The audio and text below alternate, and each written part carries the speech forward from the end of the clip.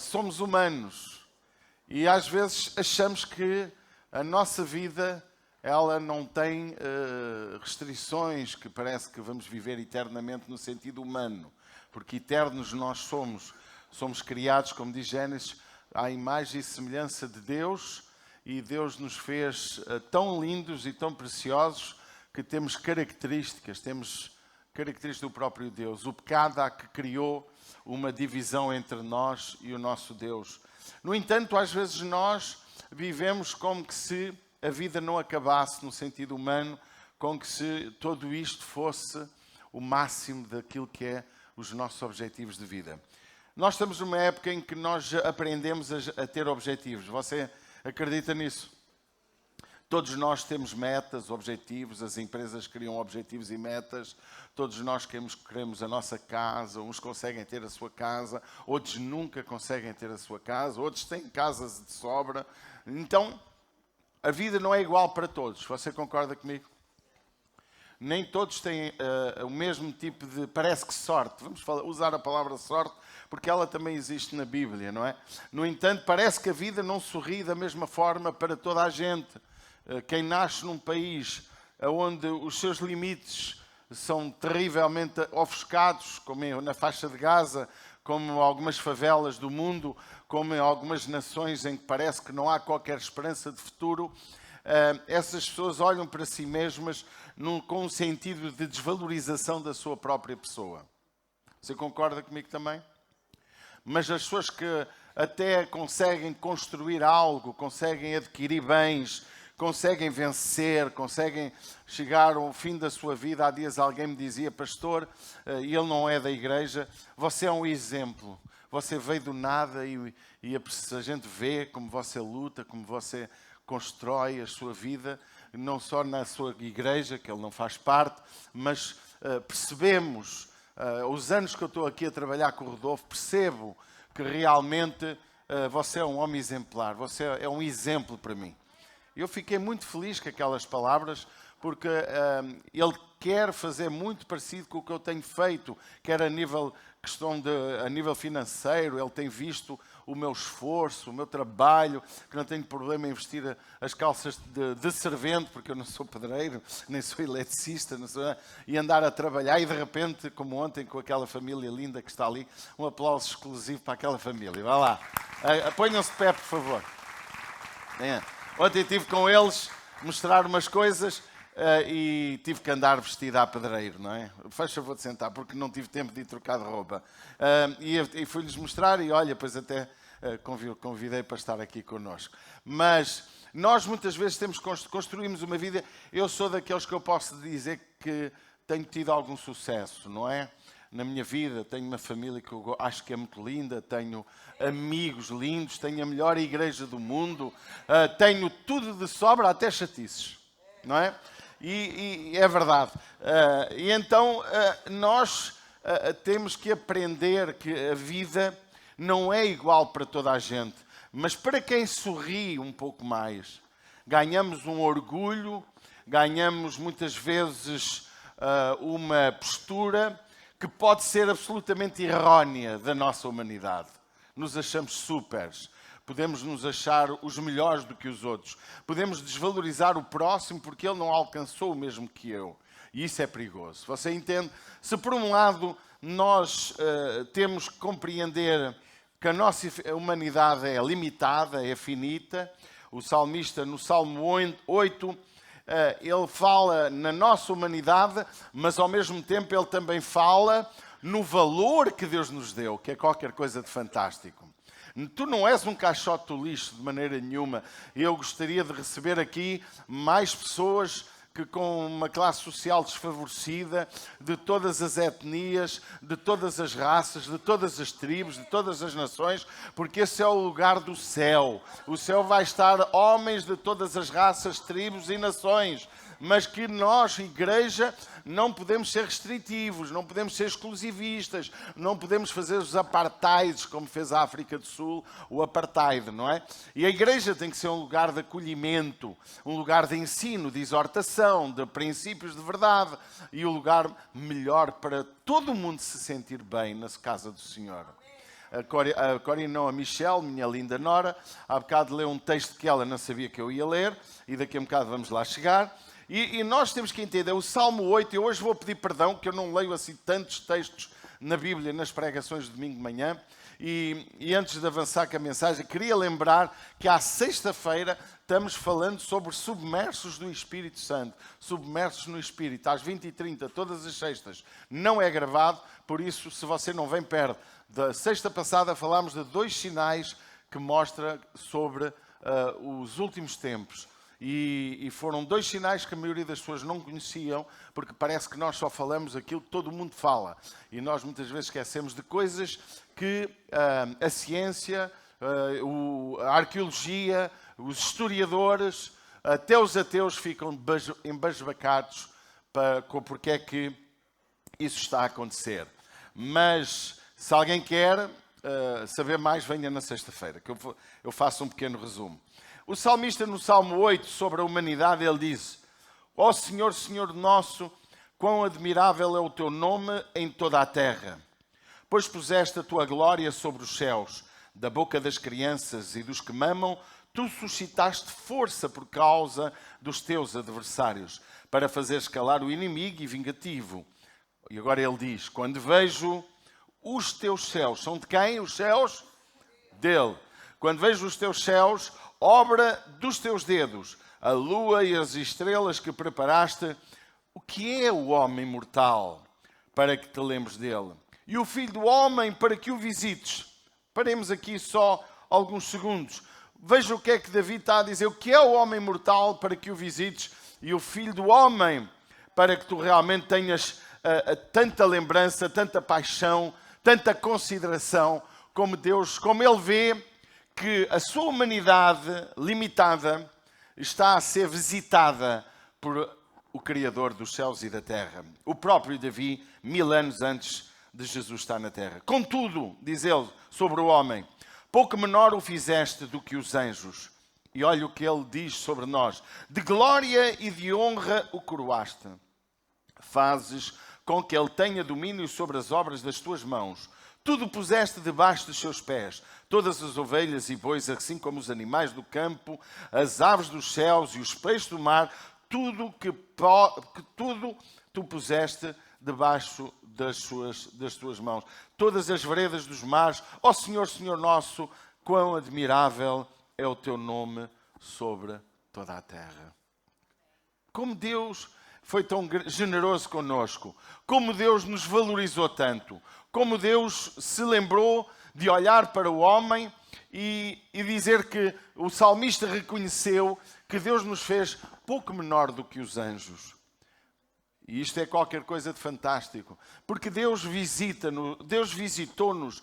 Davi não teve a noção, eu não creio, há quem diga, e eu também acredito por alguns textos, que ele teve a visão da cruz, da redenção, de uma forma muito particular em relação aos outros profetas, em relação a outros homens de Deus, a sacerdotes e a tantos homens que realmente tiveram intimidade com Deus. Mas ele podia dizer algo grandioso, que é o homem mortal para que te lembres dele, e o filho do homem para que o visites. Contudo, pouco menor o fizeste do que os anjos. E de glória, verso 5, e de honra o coroaste. E depois ele diz, deste ao homem domínio sobre todas as coisas. Eu queria que nós percebêssemos o nosso valor. O valor de Deus. O valor que Deus deu ao homem. Tu és uma pessoa importante. Tu és uma pessoa com valor. Mas tu não podes esquecer a tua humanidade. Tu és porque Ele te deu. Tu és porque Ele concedeu. Tu não és melhor do que ninguém. Mas és aquilo que Deus criou. E se Deus valorizou a tua vida, Deus valoriza a vida dos outros também. Se Deus te amou porque Ele morreu na cruz por ti, Ele também morreu na cruz por qualquer outro homem mais desfavorecido ou até muito difamado. Eu sei, irmãos, estamos a viver uma época difícil, de uma enorme consciência da humanidade e como o homem é capaz de desvalorizar a vida humana. Matar pessoas, matar crianças, destruir idosos, roubar casas, destruir pessoas por nada. Mas, amados, nós não podemos esquecer que Deus é aquele que olha para nós. Amém? Deus é aquele que pode nos proteger e nos abençoar. É importante ver o nosso valor. Em João 3,16 o Senhor Jesus disse que Deus, através de... e para mim este texto, digamos que ele é o texto áureo da Bíblia, o principal texto de toda a Escritura Bíblica, mas ele diz que Deus amou o mundo, o homem, de tal maneira que ofereceu Jesus, que deu o seu Filho amado, o unigênito Filho, para que todo aquele que nele crê não pereça, mas tenha a vida eterna.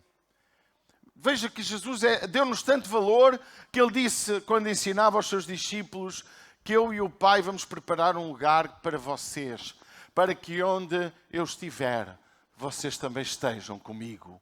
O valor que Deus nos deu foi tão grande que os anjos não provaram. Os seres celestiais não tiveram condições de sentir um amor tão grande, porque o próprio Deus se humanizou para com o homem, se tornou como um de nós e pagou o preço dos nossos próprios pecados, pagou o preço dos nossos erros. E isto é algo fantástico, é algo incrível, como Deus nos ama desta maneira. E nós, igreja, além de entendermos o valor que Deus nos deu, não podemos com isso perder a consciência da nossa humanidade, da nossa pequenez, da nossa limitação, daquilo que realmente pode acontecer-nos de um momento para o outro.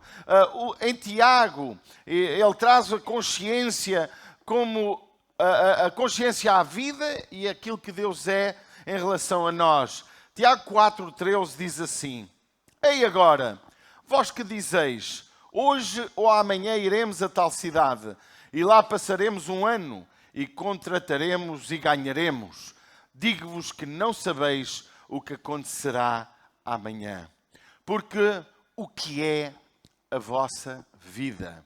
Um vapor que aparece por um pouco e depois se desvanece. Em lugar de dizer, deveis dizer, se o Senhor quiser, e se vivermos, faremos isto ou aquilo. Mas agora vos gloriais em vossas presunções, toda a glória tal como esta é maligna. Aquele, pois, que sabe fazer o bem e não o faz, comete pecado. Parece que entramos num balde de água gelada. Saímos de uma valorização enorme que Deus nos deu para nós entendermos, não que Deus nos desvaloriza ou que não valemos nada, mas para entendermos quem é o autor de toda a bênção na nossa vida. Para entendermos que a nossa vida tem limites. Para entendermos que sem mim, disse Jesus, nada podeis fazer. Para entendermos também, como diz Apocalipse, quando os anciãos, os reis chegaram à presença do Senhor e depositaram as suas coroas, porque quando se deposita aos pés as coroas, como diz Apocalipse, é sinal, toma tudo o que é meu. Os meus reinos te pertencem. Os meus reinos são teus. As minhas conquistas são tuas. Irmãos, Deus não quer achar que nós temos que sair hoje daqui achando que somos nada. Mas Deus quer dizer que tudo o que tu conquistas, tudo o que tu alcanças, toda a bênção provém dele. E também mesmo aquilo que não te acontece bem, mesmo não sendo ele a mandar-te o mal, mas esse mal foi permitido por ele. Por isso que nós, igreja, nós temos que aprender, por isso que o apóstolo Paulo dizia à igreja, sei viver com o pouco, sei viver com o muito, sei me contentar. Ou seja, a igreja, os cristãos, parece que estamos numa época, e houve uns anos atrás, que se pregava muito sobre prosperidade. A igreja, tínhamos de ser prósperos. E vamos dar 1000 euros, que Deus vai dar 100 mil. E vamos dar casas e carros no altar para alcançar isto ou aquilo. Meu amado, tudo o que tu deres, que não vem de um coração apaixonado por Deus, todas as tuas ofertas e feitos em nome de Deus, que não saem da profundidade do teu coração, a Bíblia diz, são como esterco aos olhos do Senhor. Amados, estamos numa época que toda a gente faz bem. É fácil, 100 caminhões para entrar na faixa de Gaza para salvar vidas, para o que é necessário, sem dúvida nenhuma. A humanidade também fala alto. Mas, amados, podíamos dar toda a nossa fortuna para todo lado. Mas se nós não reconhecermos quem é Deus na nossa vida, não vale nada. Haja em nosso coração uma coisa. O apóstolo Tiago, ele dizia à igreja, a vossa vida é um vapor. Lembra-te, daqui a pouco estás velho. Eu já noto a idade. Há os bonitões de 56 anos como eu, que faço dia 2 de novembro, que acham que ainda têm 20 anos. Não é verdade. Não é verdade. Nada disso é verdade. Quem é alguém que te diga isso está a aldrabar o sistema. Porque a idade pesa. Não é? Mas há uma coisa que não deve pesar. É a nossa consciência da nossa realidade e a nossa esperança. Porque se tu constróis a tua vida achando que o clímax da tua vida, os teus projetos, são estes humanos, são aquilo que está na terra, então tu és muito pobre. És demasiado. Podes ter tudo nesta vida, mas és pobre. Amados, na sexta, o Silvano hoje não está aqui, nem ele nem a família não estão aí hoje. Ele falou da oferta de uma forma muito engraçada. Ele chamou à nossa oferta ferramentas, não é? Porque a nossa oferta é uma ferramenta que muitas vezes compramos hoje e não vamos ver a necessidade dela amanhã. Mas um dia ela vai ser útil. E a nossa oferta, e ele explicava, a minha oferta de hoje, ela irá produzir mais tarde. E o que Tiago está aqui a dizer, e termina, veja que o versículo 17 parece que vem fora do contexto.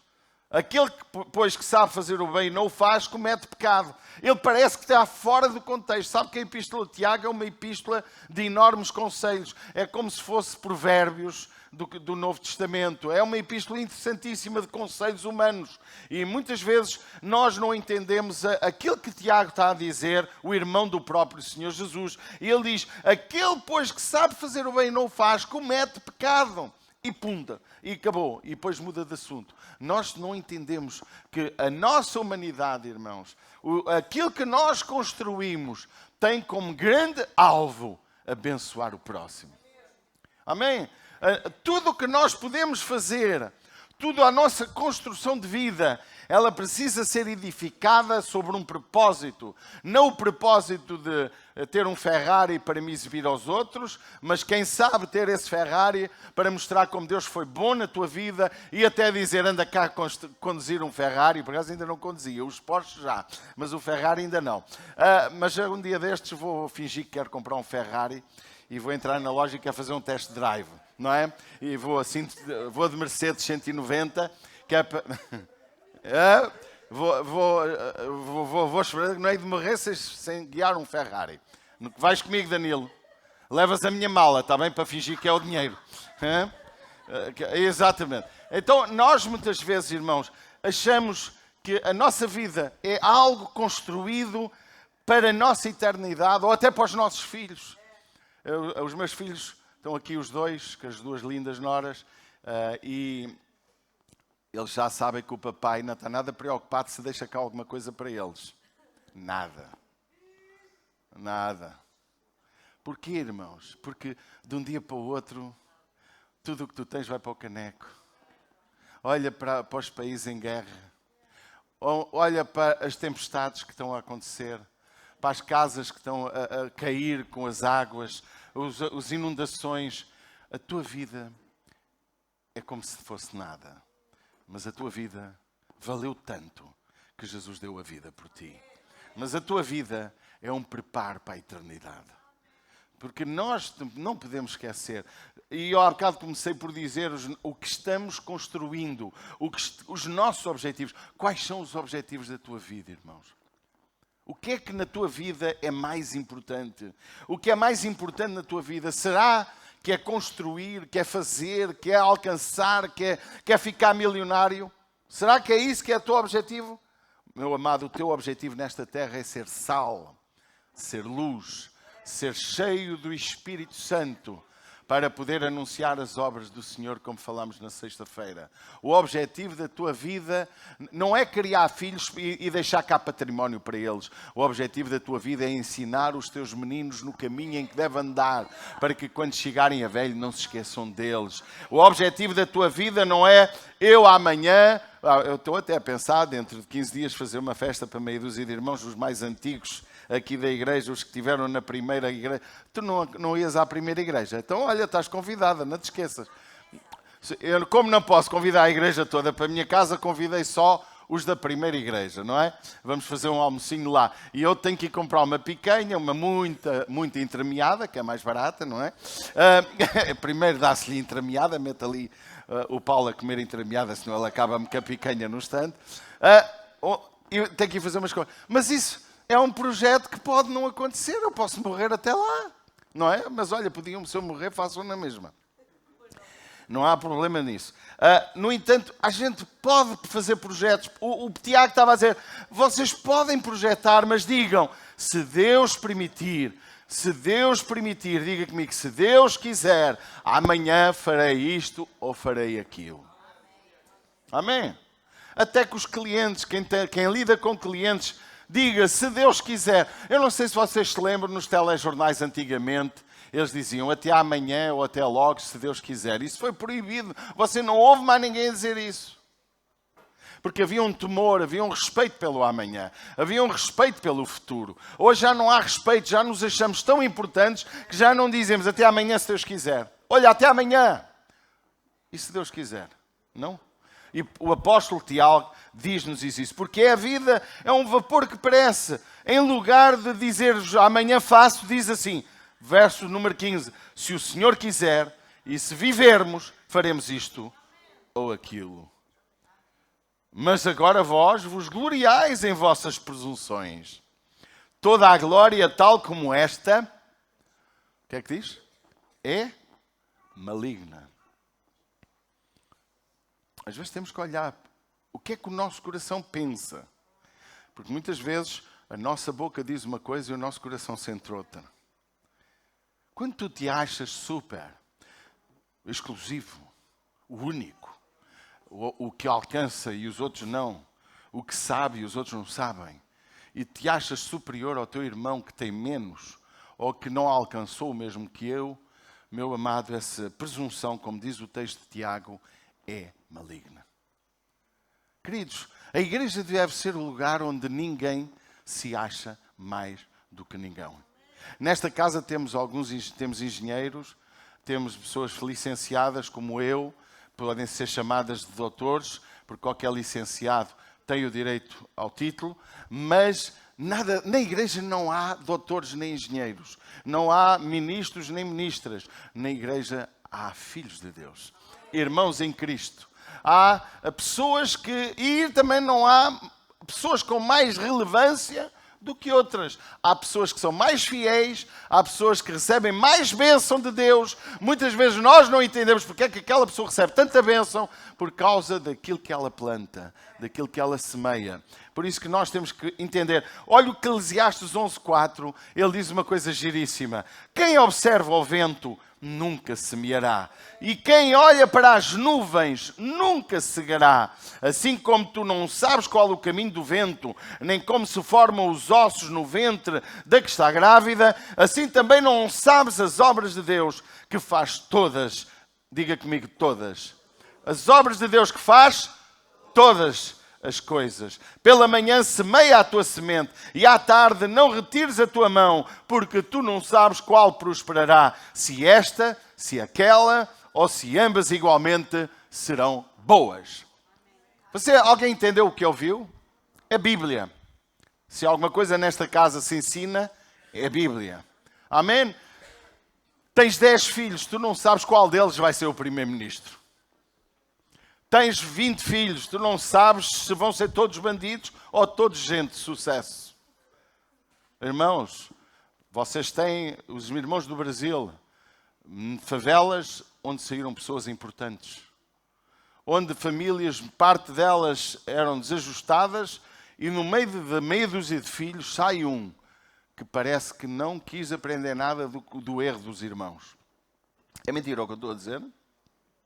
Queridos, às vezes nós olhamos para uma criança, um miúdo, e desvalorizamos a criança porque é criança. E não a deixamos estar a ouvir coisas importantes porque é criança. E não lhe damos a atenção porque é criança. Mas aquela criança um dia vai se lembrar de muitas coisas. E nós não podemos desclassificar, não podemos achar que dali não sai nada. Também disseram de Jesus, poderá vir alguma coisa boa de Nazaré? Não. Poderá vir alguma coisa boa dali?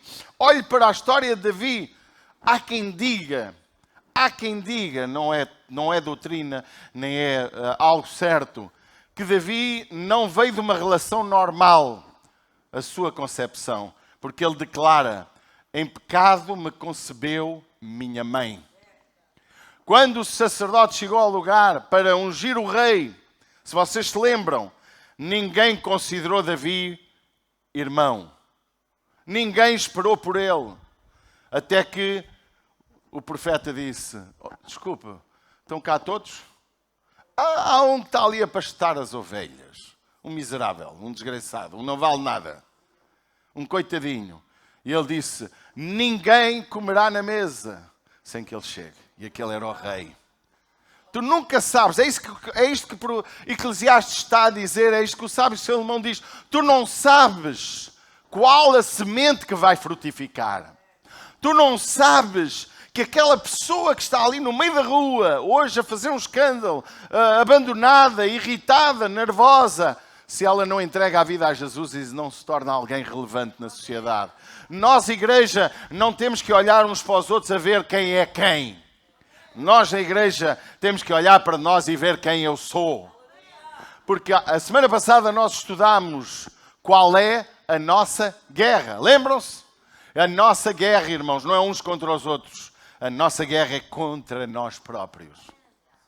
Igreja, nós precisamos de entender a nossa limitação e também temos que olhar que tudo o que nós observamos nos outros, eles também podem observar em nós. Por isso que o Senhor Jesus disse, com a medida com que medires, serás medido.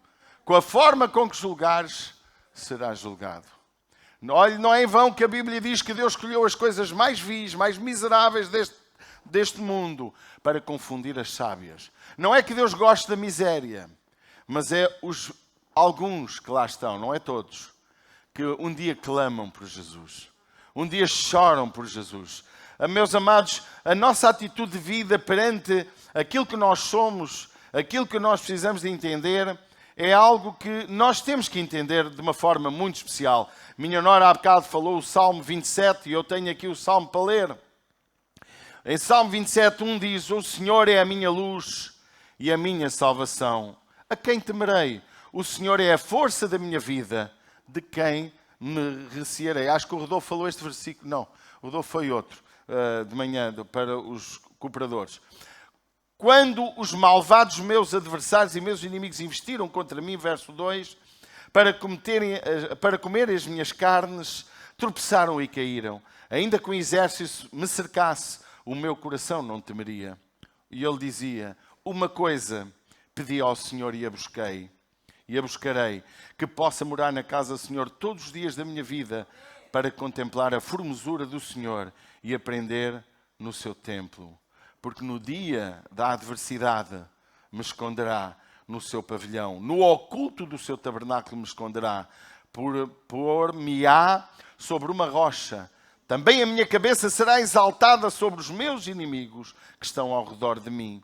Pelo que oferecerei sacrifício de júbilo no seu tabernáculo. Cantarei, sim, cantarei louvores ao Senhor. Ouve, Senhor, a minha voz quando clamo. Também piedade de mim e responde-me quando tu disseste, buscai o meu rosto, o meu coração te disse, a ti, o teu rosto buscarei. Você está cá? Não escondas de mim a tua face e não rejeites ao teu servo com ira. Foste tu, foste a minha ajuda, não me deixes nem me desampares, ó Deus da minha salvação.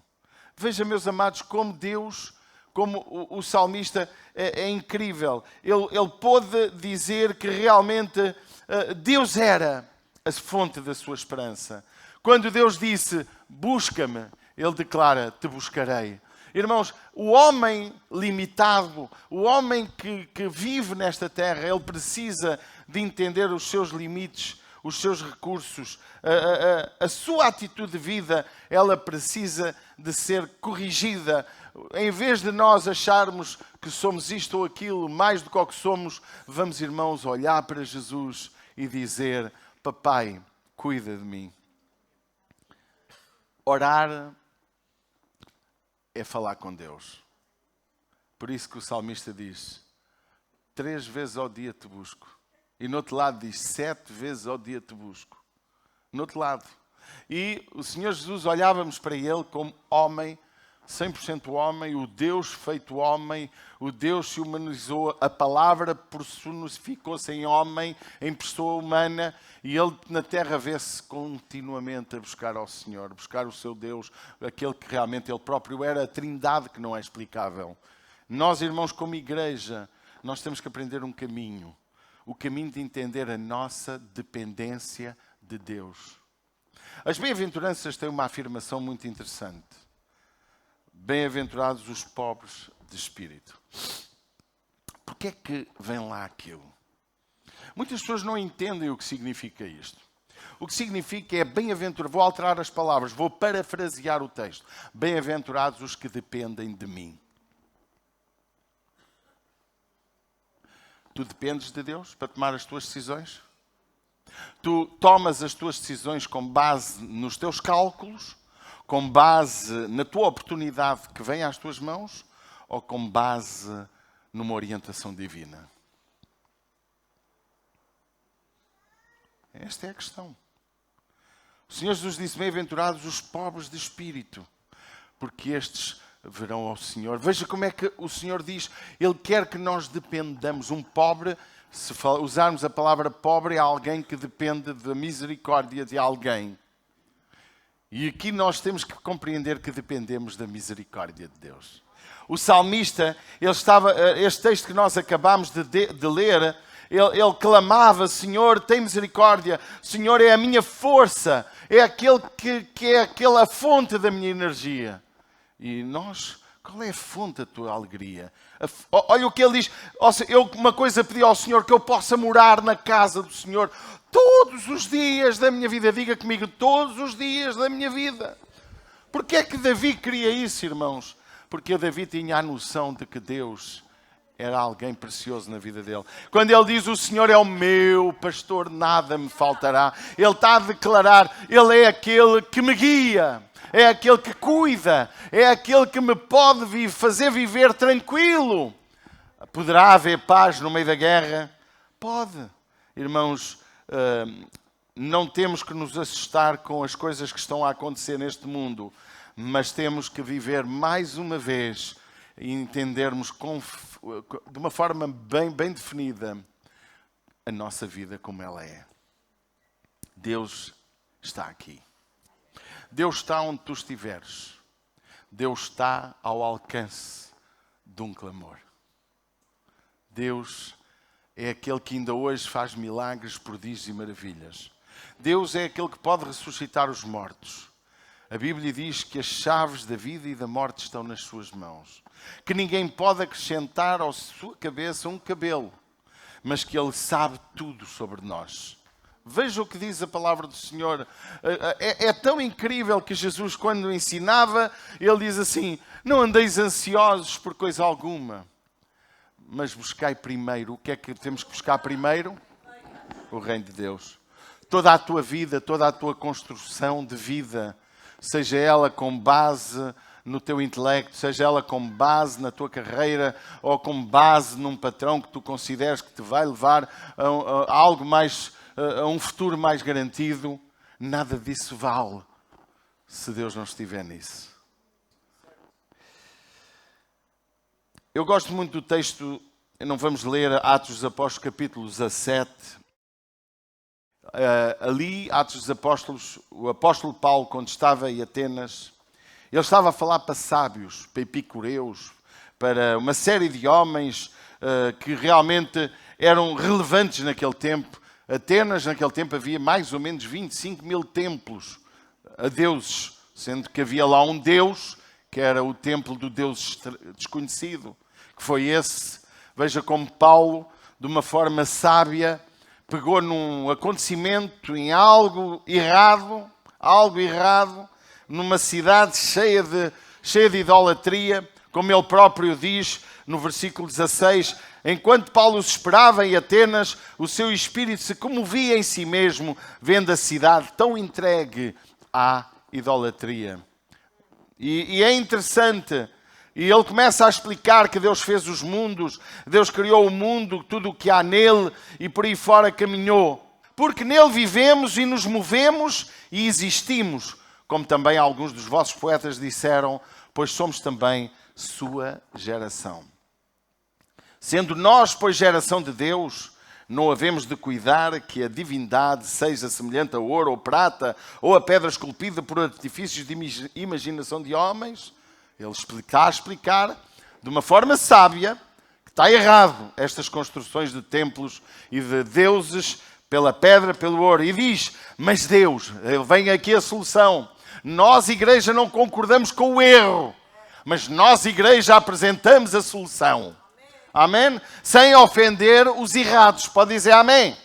Porque o erro dos fatalistas, se a gente acha que o terrorismo está errado e está, se achamos que o fanatismo está errado e está, se achamos que o pecado está errado e está, mas a igreja não foi para ofender os errados. A igreja foi chamada para mostrar a verdade. Jesus disse, eu não vim para vos julgar, mas a palavra que eu vos dou, essa tratará desse assunto. E olha o que ele diz, mas Deus, não tendo em conta o tempo da ignorância, anuncia agora a todos os homens, em todo lugar, que se arrependam.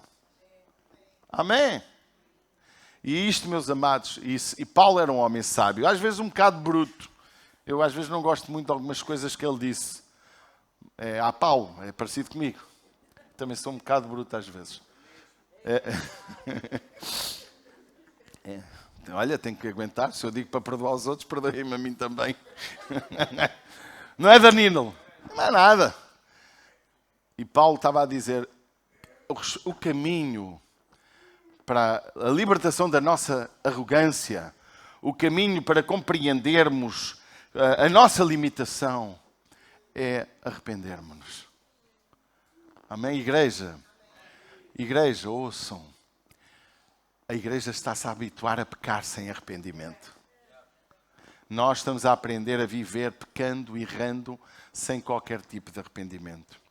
Eu gosto muito do Salmo 102, salmo esse que ninguém sabe quem foi o seu autor. Não há registros. O Salmo 102 é um homem que está a viver num desespero profundo. Gosto do Salmo 51, que mostra o desespero de Davi, mas o 102, mais 51, não é? É só 51, mas 50 dá 102.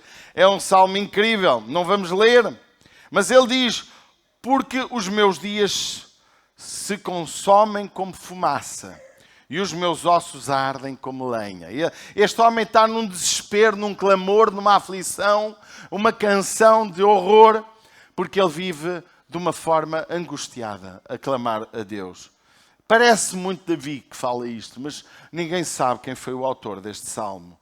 Meus amados, eu quero vos dizer que hoje nós temos que ter a consciência dos nossos limites. A igreja, e eu falo para uma igreja que não tem pobreza. Pode ter uns irmãos que estão a viver uma dificuldade, uns irmãos que estão a viver um momento irritados com algumas coisas.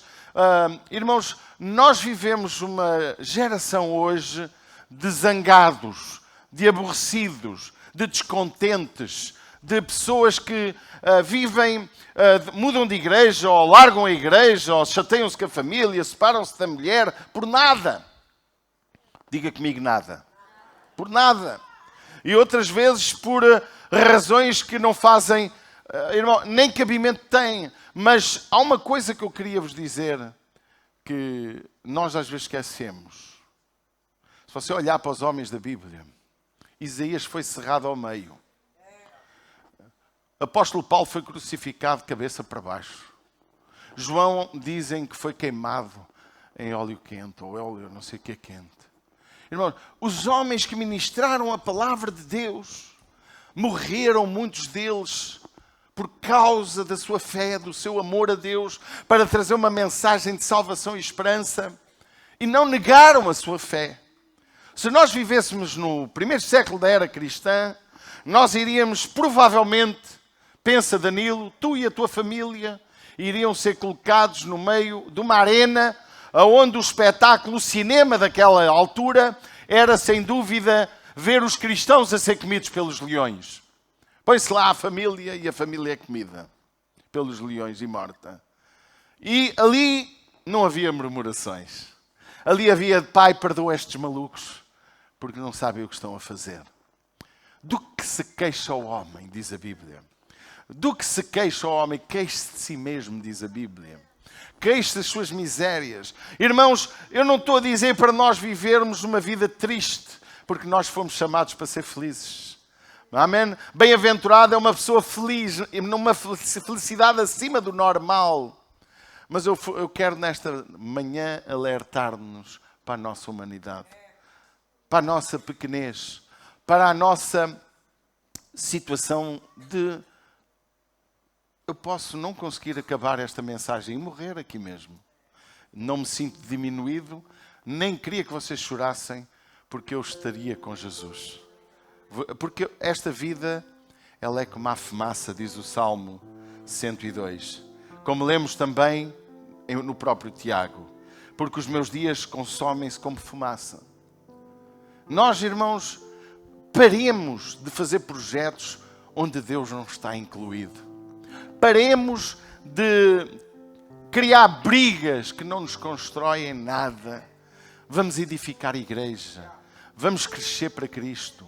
Vamos amar quem nos rodeia. Vamos levar esperança a esta geração que neste momento está a ficar baralhada e cheia de medo. As pessoas estão a ficar com medo. As guerras e rumores de guerras, Jesus disse, não é o fim. É o princípio das dores. Mas nós temos que entender que, como nós começamos, aprender a dizer, se Deus quiser. 2 a 15 dias, se Deus quiser, faço no dia 1, não no dia do culto, 25 anos de ministério que estou neste conselho. Se Deus quiser, vamos ter um culto fantástico. Amém? Se Deus quiser, dia 11, minha esposa estará com as mulheres das 16 às 20, não é? Se Deus quiser, vai ser cheio do Espírito Santo.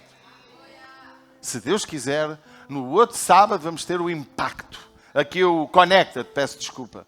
O Connected para os irmãos novos na fé, novos na igreja, para entender a ICIR, a teologia da ICIR, a cultura da ICIR, se Deus quiser. Se Deus quiser, traz os paralíticos à igreja, os surdos à igreja, porque se Deus quiser, eles podem ser curados. Amém? Até nisto vemos pastores arrogantes, profetas arrogantes, querer obrigar Deus a fazer o que Deus não quer fazer. Por isso que a Bíblia diz, se pedires alguma coisa segundo a sua vontade, Ele vos fará. E só chegaremos ao nível de tudo o que pedimos em seu nome, Ele nos fará. E muitos não sabem explicar este texto, se verdadeiramente o Espírito Santo estiver dentro da tua vida, para que tudo aquilo que tu falas, tudo aquilo que tu pedes vai acontecer. Porque não pedes mais nada segundo a tua vontade, mas segundo a vontade de Deus. Jesus diz, eu sei que tu, Pai, sempre me ouves, porque eu faço a tua vontade. Ele disse, eu não vim à terra para fazer a minha vontade, mas a vontade daquele que me enviou. Igreja, tu não vais ter direito a nada se Deus não estiver verdadeiramente a dar-te. Podes alcançar porque nós temos um poder em nós próprios dado por Deus. Soprou sobre nós vida, mas só há em nós o Espírito Santo. E aqueles que são cheios do Espírito Santo, como diz Atos dos Apóstolos, capítulo 1, vocês receberão a virtude do Espírito Santo e ser-me-eis testemunhas. Ser cheio do Espírito Santo é para ser testemunha de Jesus. Amém? Não é para ser artista de igreja. Não é para andar aí a ser aplaudido por todos e mais algum grande pregador. Irmão, a diferença entre ti e a diferença entre aqueles que são cheios do Espírito Santo, a diferença é que tu vives a ministrar a palavra de Deus em qualquer lugar. Não dependes de subir a este lugar para ser feliz. Não dependes de ser reconhecido na igreja para estar nela. Não dependes de bênção na tua vida para seres fiéis, para ser fiel na tua oferta. Não dependes de aplausos para ser um voluntário na igreja. Não dependes de reconhecimento por nada. Sabes porquê? Porque tu és aquele que olha para Jesus. E quem olha para Jesus, quem quer Jesus na sua vida, vive exclusivamente para agradar-lhe. E se eu agradar-lhe, infelizmente não vou agradar a todos na igreja. Mas se eu agradar-lhe, aqueles que têm Deus, o Espírito é o mesmo. E aonde está o Espírito de Deus, aí há liberdade. Sabe porque é que, meus irmãos, nós temos sido uma igreja um bocado cuidadosa em algumas áreas? Porque a gente sabe que no meio do espiritual também há o carnal. E para destruir uma igreja, basta dar lugar à carne. Amém? Vamos ficar de pé.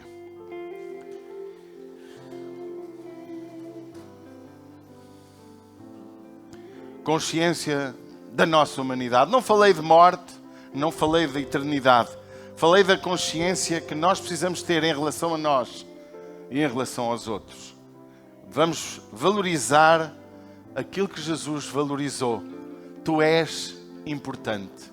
Mas vamos lembrar-nos o que Paulo disse em Atenas, que é necessário me arrepender. É necessário entender o propósito de Deus para a minha vida, para eu poder alcançar algo grandioso de Deus.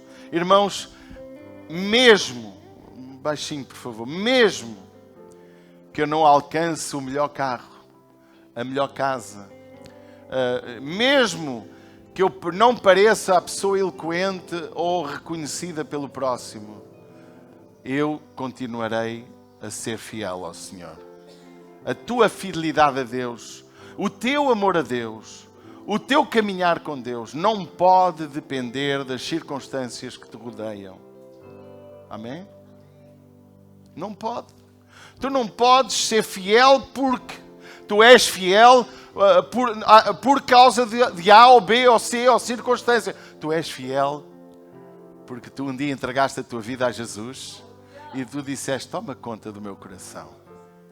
E se Deus habita na tua vida, tu vais ser fiel. Mas fiel não é só dar oferta. Fiel é tudo o resto. E nós sabemos o quê? Vamos levantar nossas mãos para os céus.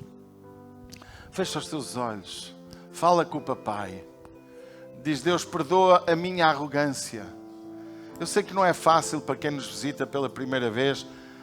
Eu fui àquela igreja e começaram-me a chamar arrogante. Talvez não seja o teu caso, mas é o caso de muitos. Olha, é o meu, às vezes sou arrogante também. Não é? E nós precisamos de entender a nossa atitude.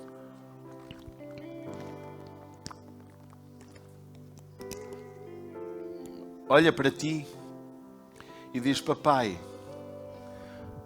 vamos orar juntos? Vamos orar. Diga comigo, pai, nesta manhã, tu que estás online, se puderes, acompanha a nossa oração também. Pai, nesta manhã, eu quero te pedir perdão por causa dos projetos que eu edifiquei sem te consultar. Por causa de tanto dia que eu me levanto de manhã e não o entrego a ti. Pai, eu oro nesta manhã que tu possas transformar o meu coração, entrar no meu coração, tomar conta da minha vida, restaurar a minha vida. Perdoa os meus pecados. Eu quero me arrepender de toda a idolatria que tem havido no meu coração. Pai, nesta manhã, eu quero te entregar a minha vida e quero ser verdadeiramente guiado pelo teu Espírito. Em nome de Jesus. Eu sou teu e tu és meu. Aplausa Jesus Cristo.